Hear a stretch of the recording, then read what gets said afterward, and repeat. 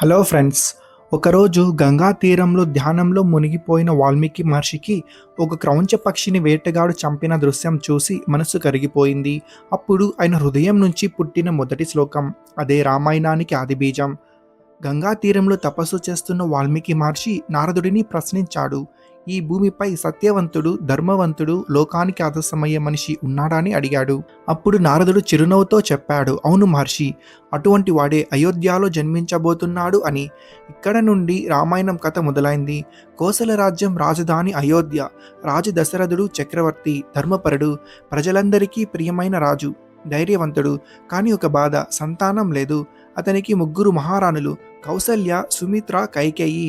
వయసు పెరుగుతున్న వారసుడు లేకపోవడం రాజ్యానికి ఆందోళన కలిగించింది. దశరథుడు తన గురువు వశిష్ఠ మహర్షిని సంప్రదించాడు. మహారాజా, పుత్రకామేష్ట్యాగం చేయండి. ఆ యాగ ఫలితంగా దేవతల అనుగ్రహంతో మీకు కుమారులు పుడతారు అని చెప్పారు. అప్పుడే మహర్షి ఋష్యశృంగుని ఆహ్వానించి అయోధ్యలో మహాయాగం నిర్వహించారు. యాగం పూర్తయినప్పుడు అగ్నిదేవుడు యాగగుండం నుండి ప్రత్యక్షమై ఒక బంగారు పాత్రలో పాయసం అంటే దివ్యాన్నం ఇచ్చారు. అగ్నిదేవుడు అన్నారు, ఇది దేవతల వరం. దీనిని మీ మహారాణులకు సమానంగా పంచి తినిపించండి. వాడిలో నుంచి విష్ణువు స్వయంగా అవతరిస్తాడు అని చెప్పారు.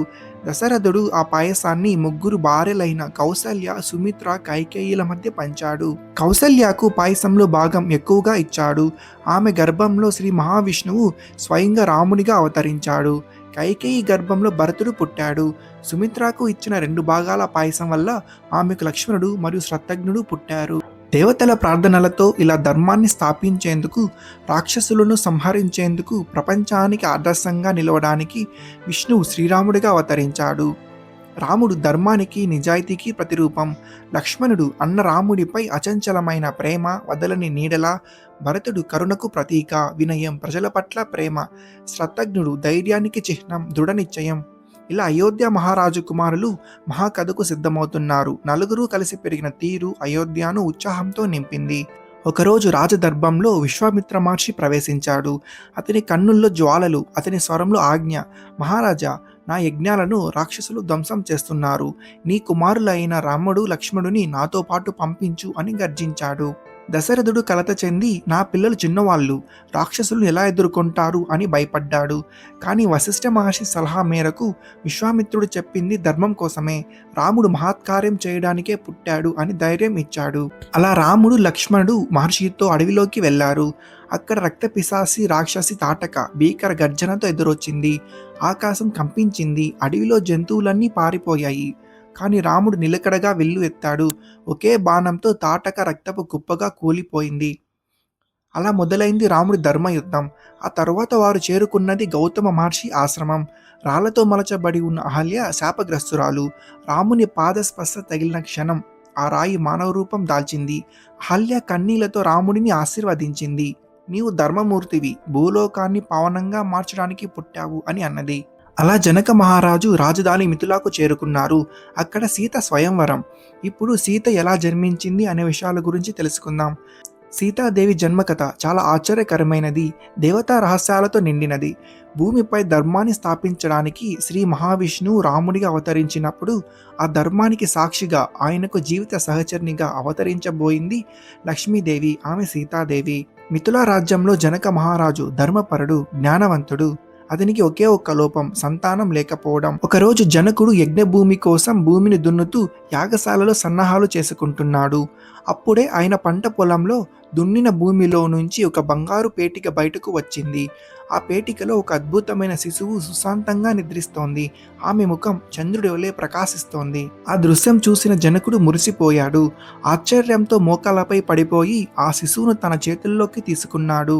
భూమాత స్వయంగా ఇచ్చిన ఈ శిశువును ఆయన సీత అని పేరు పెట్టాడు. ఎందుకంటే భూమిని దున్నిన సీతరేఖ నుండి పుట్టింది. ఆమె సాధారణ మానవురాలు కాదు, శ్రీరాముడికి భార్యగా, ధర్మానికి ప్రతిరూపంగా నిలవడానికే పుట్టింది. ఇప్పుడు సీత స్వయంవరంలో జరిగిన విషయాల గురించి తెలుసుకుందాం. సభలోకి ప్రపంచ వీరందరూ చేరుకున్నారు. పరిస్థితి ఒకటే, ఎవరు శివధనస్సును ఎత్తి తాడు కడతారో వారు సీతను వివాహం చేసుకుంటారు. శివధనస్సు అనేది రామాయణంలోని అత్యంత రహస్యమైన మరియు శక్తివంతమైన అస్త్రాల్లో ఒకటి. దీని చుట్టూ అద్భుతమైన కథ, ఉత్కంఠభరితమైన సంఘటనలు ఉన్నాయి. భూమాత తన భర్త ధరణి దుఃఖంతో చీల్చినప్పుడు జనకుడు అక్కడ యజ్ఞ భూమిని తొలిచాడు. ఆ సమయంలో భూమి నుంచి సీతాదేవి జన్మించింది. ఆ వెంటనే అక్కడ శివధనస్సు కూడా బయటపడింది. జనకుడు ఆ ధనస్సును తన రాజధానిలో ఉంచి దానికి ప్రత్యేక పూజలు చేయడం ప్రారంభించాడు. శివుడి చేతిలో పట్టే ధనస్సును పినాకం అని పిలిచేవారు. ఈ పినాకం ధనస్సును శివుడు త్రిపురాసురులను నాశనం చేయడానికి వాడారు. అంటే ఇది ఒకసారి మూడింటి లోకాలను ధ్వంసం చేసిన అస్త్రం. చాలా మంది మహారథులు శూరసేన, పాంచాల, మగధ, అంగదేశ రాజులు ఎవరూ దాన్ని ఎత్తలేకపోయారు. రావణుడు ధనస్సును ఎత్తే ప్రయత్నం చేశాడు. రావణుడు శివభక్తుడు. శివుడు ఇచ్చిన బహుమతుల కోసం తపస్సు చేసేవాడు. తన పరాక్రమం నిరూపించుకునేందుకు శివధనస్సును ఎత్తాలనుకున్నాడు. కానీ అది కదలలేదు, అలానే ఉండిపోయింది. తాపత్రయంతో శివుడిని కోపగొట్టిన రావణుడు అక్కడే చేతిగాయంతో పడిపోయాడు. ఆధిపత్యాన్ని తలపెట్టిన రావణుడు శివధనస్సును ఎత్తే ప్రయత్నమే చేశాడు. కానీ ఆ ప్రయత్నం అతనికి గుణపాఠం అయ్యింది. జనక మహారాజు గత జీవితంలో బ్రహ్మచారి. జనకుడు యోగి. రాజుగానే కాకుండా ధ్యానశక్తి కలిగిన వ్యక్తి. శివధనస్సు అతని దగ్గరికి రావడం అనేది యాదృచ్ఛికం కాదు, పూర్వజన్మ ఫలితం. కొన్ని పురాణాల ప్రకారం జనకుడు గత జన్మలో బ్రహ్మచార్యంతో తపస్సు చేసిన యోగి. సీత వరప్రసాదమే కాబట్టి ఆమెను వరించే యోగుడు కూడా అంతే మహానుభావుడై ఉండాల్సిందే. అందుకే శివధనస్సు జనకుని యజ్ఞశాలలోకి వచ్చింది. రాక్షసుల నుంచి రాజకుమారుల వరకు అందరూ ప్రయత్నించారు. ధనస్సు కదల్లేదు. ద్వారం దగ్గర నిలబడి ఉన్న రాముడు ముందుకు వచ్చాడు. చిరునవ్వుతో విల్లు ఎత్తాడు. ఒక్క క్షణంలోనే ఆ ధనస్సు ముక్కలయ్యింది. రాముడు ధనస్సును ఎత్తేటప్పుడు చలనం తక్కువ. శాంతంగా నడిచి వెళ్ళి నమస్కారం చేసి ధనస్సును సగం గట్టిగా ఎత్తకుండా కేవలం భుజబలం కన్నా ధర్మబలం మీదే ఆధారపడ్డాడు. ఇది ఒక అహంకార రహిత విజయం. యుద్ధంతో కాదు, వినయంతో గెలవడం. ధనస్సు విరగటంతో జనకుడు రామునికి సీతను వరంగా ఇచ్చాడు. కానీ విశ్వామిత్రుడు దశరథుడిని ఆ వార్త తెలియకముందే పంపలేదు. దశరథుడు కోపంతో వచ్చాడు. నా కొడుకు పెళ్లి చేయమన్నామా అని ప్రశ్నించాడు. కానీ విశ్వామిత్రుడు ఆయనకు రాముడి విజయాన్ని వివరించి వారిద్దరి మధ్య అనుబంధం ఏర్పరిచాడు. ఇలా ధనస్సు విరగడం వల్ల ఇద్దరు రాజ్యాల మైత్రి ఏర్పడింది. ఇది రావణుడిని ఎదుర్కొనే శక్తిని సిద్ధం చేసింది. ఒక ధనస్సు విరగడం రెండు మహావంశాలను కలిపింది. రామాయణం ప్రారంభమైంది. కొన్ని స్థల కథనాల ప్రకారం శివధనస్సు విరిగిన ప్రదేశాన్ని జనకుడు సీతారాముల పెళ్లి మండపంగా మార్చాడు. అదే మిథిలా నగరంలోని ప్రాచీన ప్రాంతం సీతా ధనుష్ మందిర్గా పిలువబడింది. ఆ ధనుసు శబ్దం ఒక వివాహ ధ్వని అయింది. శివుడు ప్రశాంతుడయ్యాడు. సీతారాముల పెళ్లి రంజితమైంది. ఆకాశంలో పూలవర్షం కురిసింది. జనకుడు సంతోషంతో ప్రకటించాడు, ఇప్పటి నుండి సీత రాముడి సతీమణి అని. ఇలా రామాయణం ప్రారంభమైంది. ధర్మానికి ప్రతీక అయిన రాముడు తన సహోదరులు సీతతో కలిసి మహోన్నత గాథను రాయబోతున్నారు. ఇది కేవలం కథ కాదు, మానవత్వానికి మార్గదర్శకం. రామాయణం